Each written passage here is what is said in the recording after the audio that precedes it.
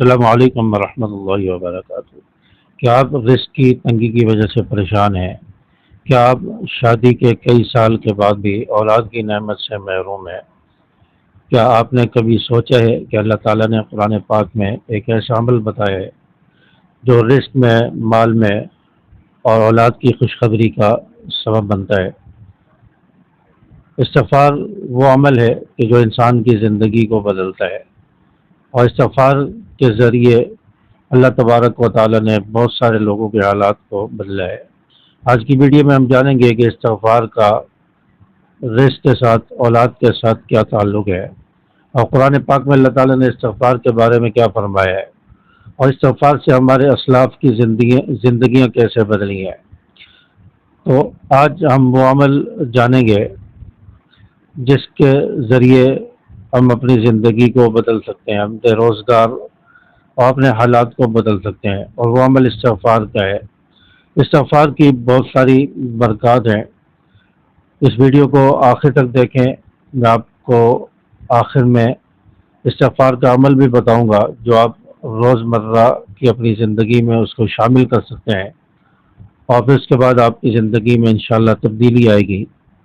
دیکھیں، استغفار یہ صرف گناہوں کی معافی کا نام نہیں ہے، بلکہ استغفار سے اللہ تبارک و تعالیٰ بہت ساری نعمتیں انسان کو عطا فرماتے ہیں۔ اللہ تعالیٰ کی بہت ساری نعمتوں کے حصول کا ذریعہ ہے، رزق میں برکت کا ذریعہ ہے، مال و اولاد میں برکت کا ذریعہ ہے۔ اللہ تبارک و تعالیٰ نے اگر نوح علیہ السلام کی بات کو، نوح علیہ السلام کے جو الفاظ تھے، اللہ تعالیٰ نے ان کو قرآن کی زینت میں لایا ہے۔ حضرت نوح علیہ السلام کی قوم پر قحط آیا تو حضرت نوح علیہ السلام نے اپنی قوم سے کہا کہ فَقُلْتُ اسْتَغْفِرُوا رَبَّكُمْ إِنَّهُ كَانَ غَفَّارًا، تم اپنے رب سے معافی مانگو، یعنی اللہ سے معافی مانگو، اللہ تعالیٰ تمہارے گناہوں کو معاف فرمائے گا۔ پھر اس کا رزلٹ کیا ملے گا، بدلہ اللہ تعالیٰ کی عطا فرمائے گا۔ وَمَا يُرْسِلِ السَّمَاءَ عَلَيْكُمْ مِدْرَارًا وَيُمْدِدْكُمْ بِأَمْوَالٍ وَبَنِينَ وَيَجْعَلْ لَكُمْ جَنَّاتٍ وَيَجْعَلْ لَكُمْ أَنْهَارًا۔ اللہ تبارک و تعالیٰ اس کے بدلے میں پھر بارشیں برسائے گا، مال و اولاد سے تمہاری مدد فرمائے گا۔ اللہ تبارک و تعالیٰ تمہارے لیے نہریں جاری فرمائے گا، باغات کو سرسبز و شاداب کر دے گا۔ تو اللہ تعالیٰ پانی کا انتظام فرمائے گا، زمین سرسبز و شاداب ہو جائے گی۔ تو یہ تمام چیزیں اللہ تعالیٰ نے استغفار میں بتائیں۔ تو استغفار گناہوں سے معافی کے ساتھ ساتھ دنیاوی نعمتوں کے حصول کا سبب بھی بنا۔ اللہ تعالیٰ نے خاص طور پر رزق میں، مال و اولاد میں برکت کا ذریعہ بتایا۔ تو استغفار کو ہم اپنی زندگی کا حصہ بنائیں۔ آج ہم رزق میں برکت چاہتے ہیں، لیکن جو رزق کی اصل کنجیاں ہیں، اصل چابی ہے، اس کو بھول جاتے ہیں۔ تو استغفار کو آپ اپنی زندگی کا حصہ بنائیں، اپنے گناہوں سے معافی مانگیں، توبہ کریں، اللہ کے سامنے عاجزی سے، انکساری کے ساتھ آپ اللہ کے سامنے جھکیں، اپنے سر کو جھکائیں، عاجزی تواضع اختیار کریں، اپنے گناہوں کی معافی مانگیں، توبہ کریں، اور اللہ تعالیٰ سے خوب دعائیں مانگیں۔ تو اللہ تبارک و تعالیٰ انشاءاللہ رزق کے دروازے کھولے گا، آپ کے حالات کو بدلے گا، اور آپ کے مال و اولاد میں اللہ تعالیٰ برکتیں عطا فرمائے گا۔ تو اس لیے یہ استغفار یہ رزق کا بہترین ذریعہ ہے، اور اس کا الحمدللہ تجربہ بھی ہے، اور میرا بھی الحمدللہ تجربہ ہے۔ استغفار جب کیا، اللہ تعالیٰ نے برکتیں عطا فرمائی، اللہ تعالیٰ نے رزق میں اضافہ فرمایا۔ تو استغفار کی بہت ساری برکات ہوتی ہیں، اور دعائیں قبول ہوتی ہیں، بہت ساری دعائیں انسان کی قبول ہوتی ہوئی نظر آتی ہیں، اٹکے ہوئے کام اس کے ہوتے ہوئے نظر آتے ہیں۔ تو اس لیے استغفار یہ وہ عمل ہے کہ جس کے بارے میں علماء فرماتے ہیں کہ استغفار کرنے سے رکاوٹیں دور ہوتی ہیں، اللہ تعالیٰ رزق میں جو رکاوٹیں ہوتی ہیں اس کو دور فرما دیتے ہیں، کیونکہ گناہ جو انسان کے لیے رکاوٹ بنتے ہیں۔ بہت سارے کاموں میں، اللہ کی نعمتوں کے حصول میں، رزق کے حصول میں گناہ رکاوٹ بنتے ہیں۔ تو علماء فرماتے ہیں کہ استغفار یہ ان رکاوٹوں کو دور کرتا ہے، اور رزق کے دروازے کھولتا ہے، اور رزق اسے عطا فرماتا ہے۔ تو اس لیے استغفار کو اپنی زندگی کا، روزمرہ زندگی کا حصہ بنائیں۔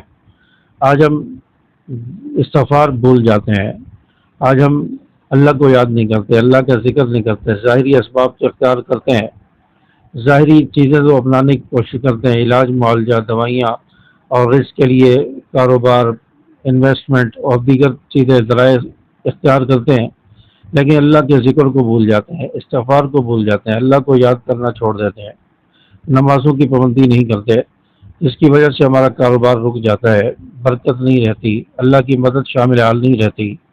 تو اس لیے روحانی چیزوں کو بھی اپنانا چاہیے، روحانی اعمال، روحانی اسباب بھی اختیار کرنے چاہیے۔ تو استغفار آپ کیسے کریں گے؟ استغفار کا وہ عمل جو آپ آسانی سے اپنی زندگی کا حصہ بنا سکتے ہیں، روزمرہ کے معمولات میں آپ اس کو شامل کر سکتے ہیں۔ تو وہ عمل یہ ہے کہ آپ روزانہ 100 مرتبہ استغفار پڑھیں۔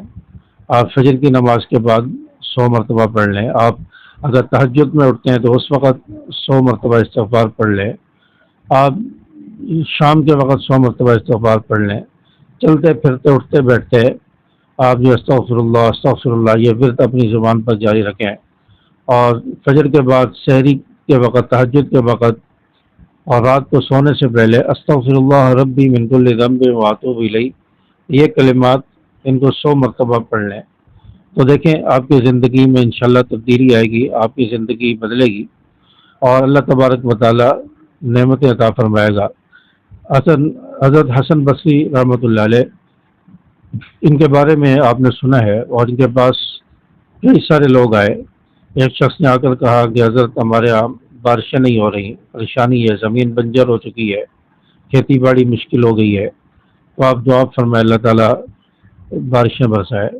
تو حضرت حسن بصری رحمۃ اللہ علیہ نے اس شخص سے کہا کہ آپ استغفار کرو، کثرت سے استغفار پڑھو، اللہ تعالیٰ بارشیں برسائے گا۔ تھوڑی دیر کے بعد ایک اور شخص آیا اور آ کر کہنے لگا حضرت میری شادی کو کئی سال ہو گئے لیکن اولاد نہیں ہے، اولاد کی نعمت سے محروم ہوں، کوئی عمل بتا دیں، کوئی وظیفہ بتا دیں، دعا کر دیں۔ تو حضرت حسن بصری رحمۃ اللہ علیہ نے اسے بھی استغفار بتایا کہ کثرت سے استغفار کرو، اللہ تعالیٰ انشاءاللہ اولاد کی نعمت بھی عطا فرمائیں گے۔ تھوڑی دیر گزری، ایک تیسرا شخص آیا، اس نے آ کر کہا کہ حضرت رزق کی تنگی ہے، فقر و فاقہ ہے، اور بہت ساری کوششیں کر لی ہیں، ظاہری اسباب اختیار کر لی ہے لیکن برکت نہیں ہو رہی، فوائد نظر نہیں آ رہے، تو آپ کوئی دعا فرما دیں یا عمل بتا دیں۔ تو حضرت حسن بصری رحمۃ اللہ علیہ نے اسے بھی استغفار بتایا کہ آپ کثرت سے استغفار کرو، اللہ تعالیٰ رزق کی تنگی دور فرما دیں گے۔ تو جو لوگ بیٹھے تھے، جو دیکھ رہے تھے، انہوں نے کہا کہ حضرت آپ نے ہر آدمی کو ایک ہی عمل بتایا ہے، سب کا مسئلہ الگ الگ تھا، کسی کا اولاد کا مسئلہ ہے، کسی کا بارشیں نہ ہونے کا مسئلہ ہے، کسی کا رزق کا مسئلہ ہے، تو آپ نے سب کو ایک ہی عمل بتایا ہے۔ تو حضرت حسن بصری رحمۃ اللہ علیہ نے قرآن پاک کی وہ آیات جو حضرت نوح علیہ السلام نے اپنی قوم کو بتائی تو وہ ذکر فرمایا۔ اب ہمیں دیکھو اللہ تعالیٰ نے قرآن پاک میں نہیں بتایا کہ تم استغفار کرو میں بارشیں برساؤں گا، مال و اولاد دوں گا، برکت عطا فرماؤں گا، پانی کے چشمے جاری فرماؤں گا، نہریں جاری فرماؤں گا، تو اللہ تعالیٰ نے قرآن پاک میں اس کا ذکر کیا ہے، اس لیے میں نے ہر عمل کا علاج وہ استغفار بتایا ہے۔ تو استغفار کے بارے میں اللہ تعالیٰ نے قرآن پاک میں فرمایا ہے وَمَن يَتَّقِ اللَّهَ يَجْعَل لَّهُ مَخْرَجًا وَيَرْزُقْهُ مِنْ حَيْثُ لَا يَحْتَسِبُ، تم اللہ سے ڈرو، تقوی اختیار کرو، گناہوں سے بچو، میں تمہیں ایسی جگہ سے رزق عطا فرماؤں گا تمہارے وہم و گمان میں بھی نہیں ہوگا۔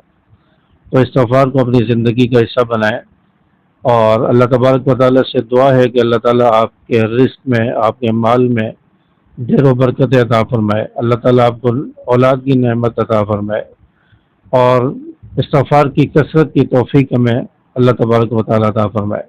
اگر آپ بھی چاہتے ہیں کہ ہماری زندگی بدلے، ہمارے رزق میں برکت ہو، ہمیں اللہ تعالیٰ اولاد عطا فرمائے، تو آج سے استغفار کو اپنی زندگی کا حصہ بنائیں، اور میری ویڈیو کے نیچے کمنٹس میں استغفر اللہ ربی من کل ذنب واتوب الیہ یہ ضرور لکھیں، اور اپنا تجربہ بھی شیئر کیجیے، اور میری ویڈیو سننے کے بعد آپ نے ان پر عمل کیا یا نہیں، اس کا کوئی رزلٹ اور نتیجہ آپ کو ملا یا نہیں، اس حوالے سے ضرور کمنٹس میں اپنی رائے کا اظہار فرمائیں۔ امید ہے کہ میری باتیں اچھی لگی ہوں گی۔ ویڈیو کو لائک کیجیے، اپنے دوستوں کے ساتھ زیادہ سے زیادہ شیئر کیجیے، اس چینل کو ضرور سبسکرائب کر کے بیل کے آل بٹن کو پریس کر لیں تاکہ میری ویڈیو آپ تک پہنچتی رہے۔ السلام علیکم ورحمۃ اللہ۔